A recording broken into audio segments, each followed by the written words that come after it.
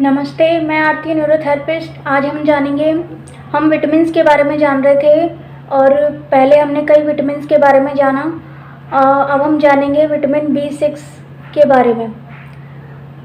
Pyridoxine pyridoxine कहते हैं इसको, विटामिन B6 को।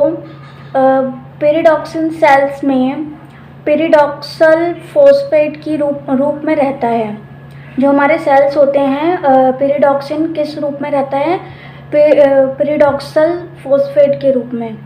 यह होता है टमाटर में, विटामिन B6 होता है टमाटर में, पालक में, दही में, खमीर में, चावल में। चावल का जो ऊपर का जो ब्रान होता है वो छिलकों में पाया जाता है। यह एक कोएंजाइम है जिसके द्वारा अमीनो एसिड प्रोटीन के मेटाबॉलिज्म संबंधी कई रिएक्शंस को स्टिमुलेट करता है, यानी उसको और बढ़ावा देता है। जो भी रासायनिक प्रक्रियाएं हैं मेटाबॉलिज्म के रिलेटेड, मुख्यतः जब एक अमीनो एसिड से दूसरा अमीनो एसिड बनाने की प्रक्रिया होती हो तब। इस प्रकार से वह प्रोटीन मेटाबॉलिज्म यानी कि प्रोटीन के अदल बदल का ध्यान रखता है कि प्रोटीन आपस में मेटाबॉलाइज उसका सही हो। मेटाबॉलिज्म प्रोटीन आगे चल के अमीनो एसिड्स में कन्वर्ट हो जाते हैं जो हमारा लास्ट में बनते हैं। कुछ अमीनो एसिड्स को सेल्स की मेम्ब्रेन के अंदर बाहर भेजने के कार्य में इसकी ज़रूरत पड़ती है। यानी सेल्स के अंदर और बाहर जो भी ट्रांसपोर्टेशन होता है अमीनो एसिड्स को का ट्रांसपोर्टेशन है, वो विटामिन B6 इसमें मदद करता है। उसकी नीड पड़ती है, इसमें ज़रूरत होती है। पेरिडॉक्सिन की कमी के कारण जो लोअर एनिमल्स होते हैं उसमें डर्मेटाइटिस ग्रोथ का कम होना, फैटी लिवर होना, मेंटल स्टेट का खराब होना। रेयरली बच्चों में इस विटामिन की कमी के कारण क्या होते हैं? कन्वर्जन्स यानी कि फिट्स हो जाते हैं। फिट्स आ सकती है या डर्मेटाइटिस हो जाता है, पेट खराब हो जाता है, जी मिचलाता है या उल्टी आती है। ठीक है, तो ये हमने पढ़ा विटामिन B6 के बारे में। अब पढ़ेंगे हम पेंटोथेनिक एसिड। पेंटोथेनिक एसिड क्या होता है? पेंटोथेनिक एसिड जो होता है वो लिवर में, खमीर में, कई अनाजों में पाई जाती है। कई तरह के अनाजों में पाई जाती है खमीर यानी कि ईस्टों में। पेंटोथेनिक एसिड मुख्यतः कोएंजाइम ए के साथ मिलकर क्या करता है? सेल्स में मेटाबॉलिज्म की भूमिका निभाता है, उसका रोल प्ले करता है। मेटाबॉलिज्म में अपना रोल प्ले करता है। पहला क्या रोल प्ले करता है? पेंटोथेनिक एसिड क्या करता है? डी कार्बोक्सी हुआ जो पायरुविक एसिड होता है उसको एसिटिल को एंजाइम में बदल देता है, कन्वर्ट कर देता है, जो बाद में सिट्रिक एसिड साइकिल में चला जाता है। यानी कि जो उसका चक्र होता है सिट्रिक एसिड का, जो भी आगे प्रक्रिया होती है उस साइकिल में चला जाता है, उस प्रक्रिया में। और दूसरा क्या है? पेंटोथेनिक एसिड पची हुई पेट में बनी हुई फैटी एसिड को एसिटिल को एंजाइम ए में बदल देती है। जो डाइजेस्ट हुई फैटी एसिड है उसको एसिटिल कोलाइन ए में बदल देती है। अगर पेंटोथेनिक एसिड पेट में ना हो, अगर ये नहीं होती तो कार्बोहाइड्रेट और फैट्स का पचना मुश्किल है या पचेंगे नहीं। सो पेंटोथेनिक एसिड इनको पचाने के लिए ज़रूरी होता है। अगर पेंटोथेनिक एसिड लोअर एनिमल्स में नहीं होती तो उसकी जो ग्रोथ होती है वो रुक जाएगी। यानी कि उसका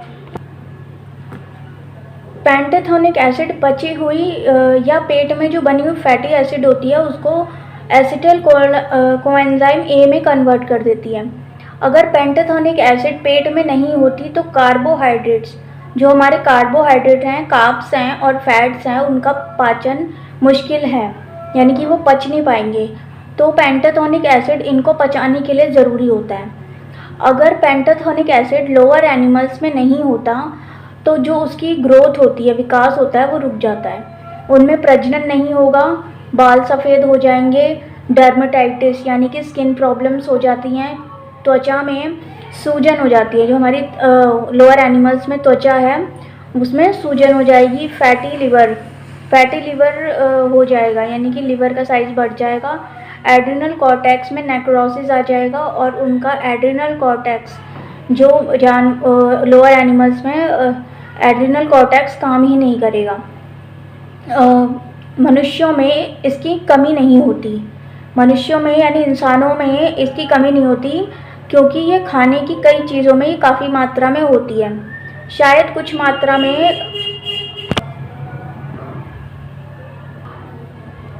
मनुष्यों में इसकी कमी नहीं होती, क्योंकि यह खाने की कई चीज़ों में बहुत मात्रा में पर्याप्त मात्रा में होता है।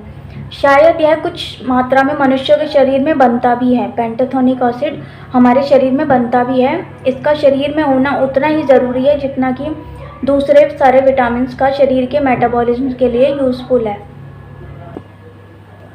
अब हम जानेंगे विटामिन सी, यानी कि अब हम जानेंगे विटामिन सी के बारे में। एस्कॉर्बिक एसिड, एस्कॉर्बिक एसिड क्या होता है? कैबेज यानी कि बंद गोभी, गाजर, संतरा, लेट्यूस, सिलरी, प्याज, टमाटर, रेडिश, ग्रीन मिर्ची, स्ट्रॉबेरी, एप्पल्स, पियर्स, प्लम्स जैसी खट्टी चीज़ों में पाई जाती है विटामिन सी, यानी एस्कॉर्बिक एसिड कहते हैं इसे केमिकल भाषा में। तो भारत के फलों में आंवला में जो आंवला होता है उसमें पर्याप्त मात्रा में हमारा विटामिन सी होता है, भरपूर मात्रा में होता है।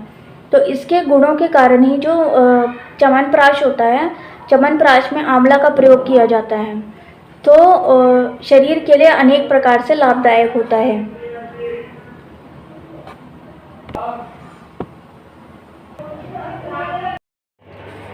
हाइड्रोक्सीप्रोलिन क्या होता है? एक अमीनो एसिड होता है जो कोलेजन में पाया जाता है।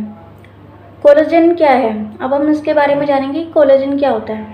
एक मजबूत ना घुलने वाला प्रोटीन, यानी कि वो किसी भी चीज़ में घुलता नहीं है प्रोटीन, जो कि कनेक्टिव टिश्यूज़ होते हैं हमारे शरीर में, त्वचा में, टेंडन्स में, लिगामेंट्स में, डिप्फेजिया बोन या हड्डियाँ, कार्टिलेज में पाया जाता है। क्या पाया जाता है? कोलेजन। कोलेजन दांतों के जो टिश्यूज़ होते हैं उसमें, दांतों के सीमेंटम में, दांतों के लिगामेंट्स में, जो दांतों को उसकी हड्डियों के साथ जोड़े रखता है, इन सभी में पाया जाता है, या इन सब चीज़ों को बनाने के लिए यूज़फुल होता है। एस्कॉर्बिक एसिड प्रोलिल हाइड्रोक्सिलेज नामक एक एंजाइम को स्टिमुलेट करने के लिए ज़रूरी होता है, जिसके द्वारा हाइड्रोक्सिलेशन करके, यानी कि हाइड्रोक्सिलेशन प्रक्रिया करके हाइड्रोक्सीप्रोलिन बनाई जाती है, जो कोलेजन बनाने के लिए ज़रूरी होती है। कोलेजन तभी बनेगा जब हाइड्रोक्सीप्रोलिन बनाई जाएगी शरीर में, या जिसके द्वारा कोलेजन बनाया जाता है हाइड्रोक्सीप्रोलिन के द्वारा। अगर एस्कॉर्बिक एसिड नहीं होता, अगर एस्कॉर्बिक एसिड यानी विटामिन सी नहीं होगा, तो जो कोलेजन है वो कमज़ोर होंगे और डिफेक्टिव हो जाएंगे।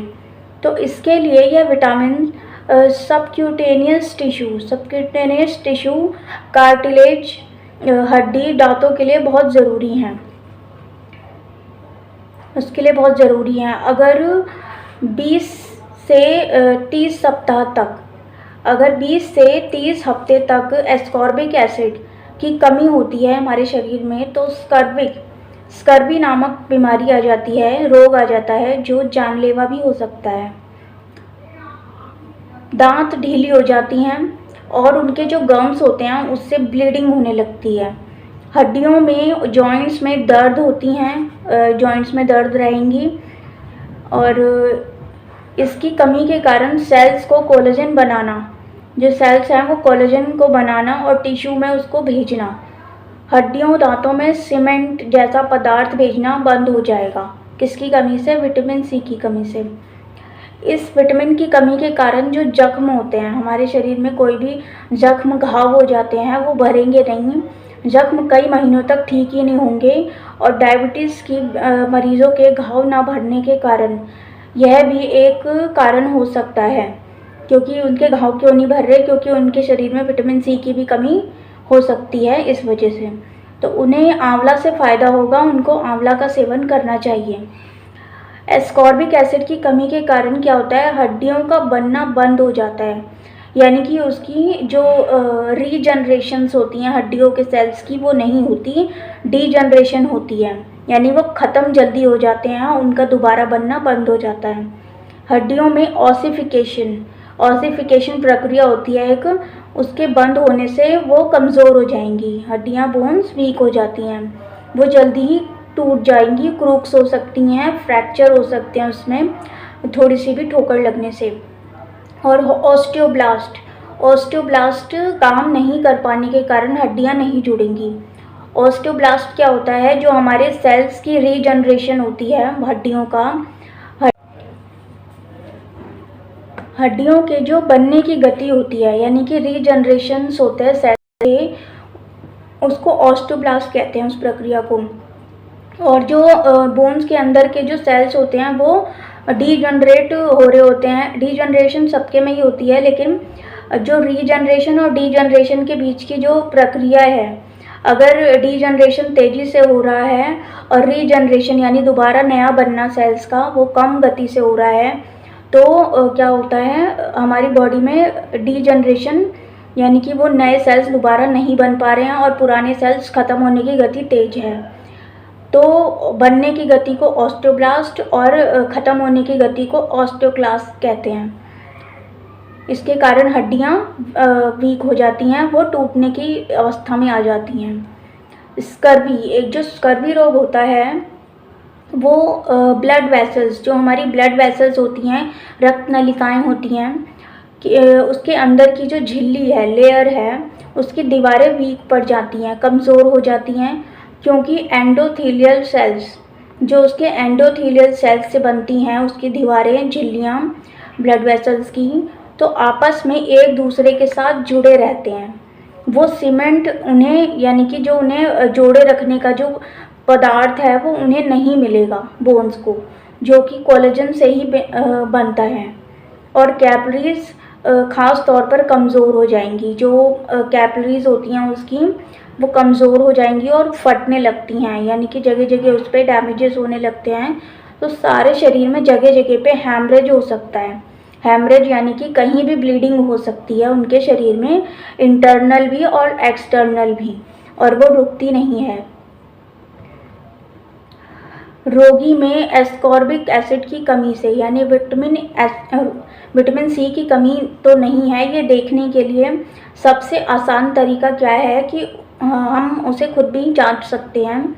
कैसे जांचेंगे कि उसकी जो बाजू है, यानी कि जो हमारी ये बाजू है, उस पे ब्लड प्रेशर जो हम बीपी नापते हैं उसका जो हम वो लपेटते हैं इधर अपने हैंड पर, तो उसमें जब हम हवा पंप करते हैं और जब हम उसको निकालते हैं उस इंस्ट्रूमेंट को, तो कुछ कैपिलरीज होती हैं वो फट जाएंगी, यानी कि इसके कारण वहाँ पर पर्प्यूरा रक्त को निशान आए तो समझना चाहिए, यानी कि दबाने से वहाँ पे नीला पड़ जाता है। हम थोड़ी सी भी देर दबाएंगे तो कैपिलरीज फट जाएंगी और वहाँ पे नीला पड़ जाएगा, नीला या काला पड़ जाएगा, तो इसका मतलब विटामिन सी की कमी है और पर्प्यूरा नाम की प्रॉब्लम यानी कि रोग हो गया है। तो रक्त को निशान आ जाते हैं और समझना चाहिए कि उस पेशेंट को, रोगी को एस्कॉर्बिक एसिड यानी कि विटामिन सी की कमी हो गई है। तो विटामिन सी की बहुत ज़्यादा कमी होने पर, अत्यधिक कमी से जो दांतों में है वो ब्लीडिंग होने लगती है, खून बहने लगेगा और उल्टी मोशन में भी खून आने लगता है। जो उसका उल्टी है, उल्टी में भी ब्लड आएगा और जब मल में भी मोशन निकलेगा, स्टूल में भी मोशन में भी खून आएगा, ब्लीडिंग होएगी। तो इसे स्कर्वी कहते हैं, स्कर्वी रोग। यह एक गंभीर बीमारी है। तो इससे क्या होता है, जिसमें सेरेब्रल हैमरेज, सेरेब्रल यानी कि दिमाग के हिस्से में, दिमाग का हिस्सा होता है सेरेब्रल, तो उसमें हैमरेज हो जाता है, दिमाग में ब्लीडिंग हो सकती है सेरेब्रल पार्ट में।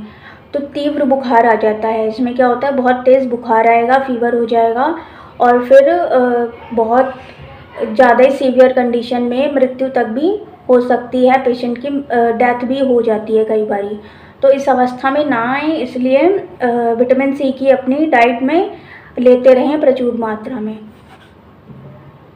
तो आज के लिए इतना ही, नमस्ते।